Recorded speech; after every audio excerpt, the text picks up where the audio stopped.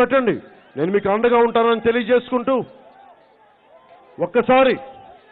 ఇంకొకసారి భారతీయ జనతా పార్టీ నాయకులకు చెప్తా ఉన్నాను, మీరు నా దేశభక్తిని శంకించకండి. నేను మాట్లాడింది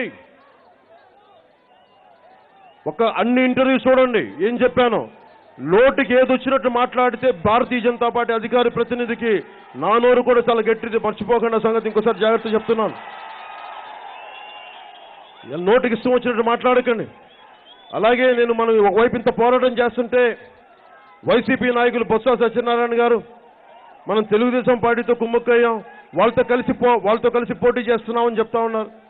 ఒకవైపు ఇప్పుడు టీఆర్ఎస్ నాయకుల్ని రాజ్భవన్లో కలిస్తే టీఆర్ఎస్ నాయకులు వెళ్ళి మనం వైసీపీతో కలిపి పోటీ చేస్తామని ఇంకో ప్రచారం చేస్తూ ఉన్నారు.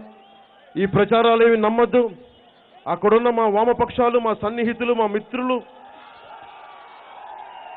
వామపక్షాలతో కలిసి జనసేన పార్టీ పోటీ చేస్తుంది తప్ప తెలుగుదేశంతో కానీ వైసీపీతో కానీ మనం కలిసి పోటీ చేయట్లేదు. దయచేసి ఇది అర్థం చేసుకోండి. వాళ్ళందరూ ఏమంటారు, నువ్వు ఎన్ని సీట్లు గెలుస్తూ ఉంటారు. నేను ఎన్ని సీట్లు గెలుస్తానని చెప్పి లెక్క పెట్టుకుని రాజకీయాల్లోకి రాలా. ఎంత మార్పు తీసుకొస్తాను లెక్క పెట్టిన రాజకీయాల్లోకి వచ్చాను. ఏ ఎమ్మెల్యే ఉన్నాడని, ఏ కౌన్సిలర్ ఉన్నాడని, ఏ కార్పొరేటర్ ఉన్నాడని ఎవరు మాట చెప్తే ఆ చిత్తూరు హైరోడ్ ఆగిపోయింది. చట్టసభలు వెళ్ళి కూర్చోలా, చిత్తూరులోకి వచ్చి గుండెలు పిక్కటిలో ఒక మాట మాట్లాడితే రాష్ట్ర ప్రభుత్వం కదిలి అది ఆ ప్రజలకు అండగా నిలబడింది. ఈ రోజున ఆదోనిలో డిగ్రీ కాలేజ్ లేకపోతే ఒక మాట చెప్తే డిగ్రీ కాలేజ్ వచ్చింది. ఈ రోజు డిగ్రీ కాలేజ్ శాంక్షన్ అయింది. దీనికి చట్టసభలకు వెళ్లకుండా ఇన్ని సమస్యల మీద పోరాటం చేయగలిగినప్పుడు నన్ను మీరు చట్టసభలకు పంపించండి, జనసేనని చట్టసభలకి పంపించండి, జనసేన ప్రతినిధుల్ని చట్టసభలకి పంపించండి. మీరు ఎంత బలం ఇస్తారో చెప్పండి. ప్రభుత్వాన్ని నిలబెట్టి నన్ను ముఖ్యమంత్రి చేసేంత బలం ఇస్తే నేను ముఖ్యమంత్రి అవుతాను. మీరు ఎంత బలం ఇస్తే అంత నేను మీ నమ్మకాన్ని తెచ్చుకుంటాను. ఒక్కరోజులో నాకు ఎదుగుదల అవసరం లేదు. మీరు ఎలా అంటే 2019 నన్ను ముఖ్యమంత్రిగా చూడాలనుకున్నది మీ చేతుల్లో పెడుతున్నాను. నేనైతే మీకు మీ సేవకుణ్ణి, మీ కుటుంబంలో వాడిని. నేను మీకోసం అండగా ఉంటాను. మీకోసం నా జీవితాన్ని సర్వస్వం త్యాగం చేస్తానని మనస్ఫూర్తిగా తెలియజేసుకుంటూ చిత్తూరు జిల్లాలో రౌడీజం అనే పదం వినిపించకుండా అయితే మీకు చేస్తాను. ఇదైతే నేను మీకు మాటిస్తున్నాను. విద్యార్థులకు చెప్తున్నాను, రౌడీలకి విద్యార్థి అంటే భయపడే రోజైతే తీసుకొస్తాను. రౌడీలకి ఒక యువకుడు, ఒక యువతి అంటే భయం తీసుకొచ్చే రోజు తీసుకొస్తాను. నేను వచ్చింది మీకు ధైర్యం ఇవ్వడానికి వచ్చాను.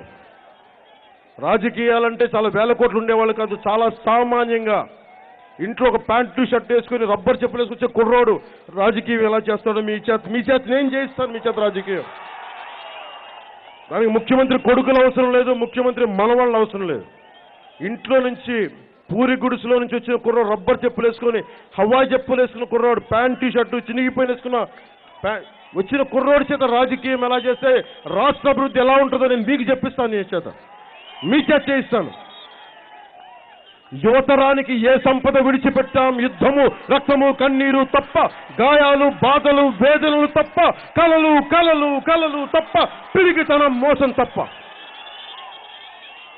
వీటి నుంచి బయటకు వద్దాం.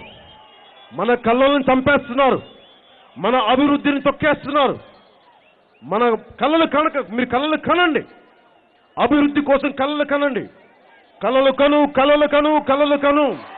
మన కళల్ని తొక్కుతూ నడుస్తున్న కాళ్ళని ఖండించే వరకు కళలు కందాం, అభివృద్ధి సాధిద్దాం. ఒక్కసారి నా మీద భరోసాతోటి జనసేన పార్టీకి అండగా ఉండండి. నేను మటుకు మిమ్మల్ని మోసం చేయను, అబద్ధం చెప్పను. మీరు ఎంత బలం ఇస్తే అంతే చట్టసభలో తీసుకెళ్తాను. అది ముఖ్యమంత్రి చేసే బలమా, అది ఎంత అనేది మీరే నిర్ణయించుకోండి. నేనైతే మీకు అండగా ఉంటాను. ఒక్కసారి ఈ పునీతమైన జిడ్డు కృష్ణమూర్తి తిరిగిన నేల, యానీ బెసెంట్ తిరిగిన నేల, రవీంద్రనాథ్ ఠాగూర్ జనగణమనకి బాణీ కట్టిన నేల, ఈ నేల నుంచి ఒక్కసారి భారతదేశానికి జేజేలు పలుకుతూ ముగింపు తీసుకుందాం. భారత్ మాతా కీ, భారత్ మాతా కీ, భారత్